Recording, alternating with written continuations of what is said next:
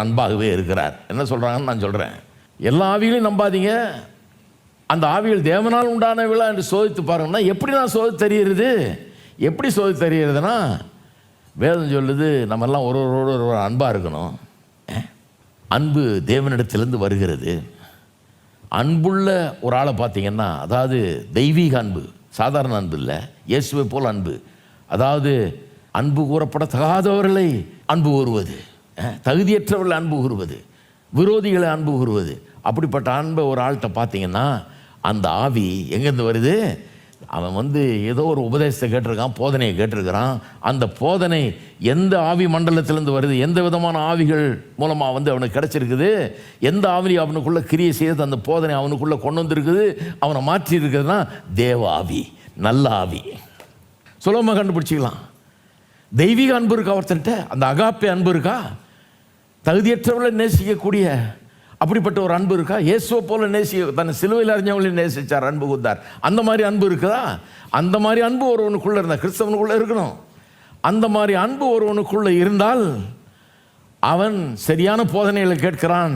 ஏன்னா அந்த போதனைகள் சில ஆவிகள் அங்கே வேலை செய்து அந்த போதனைகளை கொண்டு வர்றது, மோட்டிவேட் பண்ணுது. போதிக்கிறவனை கேட்கிறவர்களை மோட்டிவேட் பண்ணுது. கேட்கறதுக்கும் அதன் மூலமாக அதில் ஈர்க்கப்படுகிறதுக்கும் வேலை செய்து.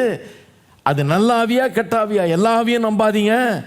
அந்த ஆவிகள் தேவனால் உண்டானவைகளா என்று சோதித்து அறியுங்கள் என்று சொல்லிடுது. எப்படி தெரியும் எனக்கு நல்ல ஆவியிலிருந்து தான் வருது இந்த போதனை அப்படின்னு? எனக்கு எப்படி தெரியும்? எனக்குள்ள அதை கேட்டதன் மூலமாக, அதை நம்பினதன் மூலமாக, அதை என்னுடைய உள்ளத்தில் வைத்ததன் மூலமாக, அதை அரவணைத்து கொண்டதன் மூலமாக தெய்வீக அன்பு உண்டாக வேண்டும். நான் அன்புள்ளவனாக மாற வேண்டும். எனக்குள்ள அன்பு இருக்க வேண்டும். அன்பினால் நான் நடந்து கொள்ள வேணும்.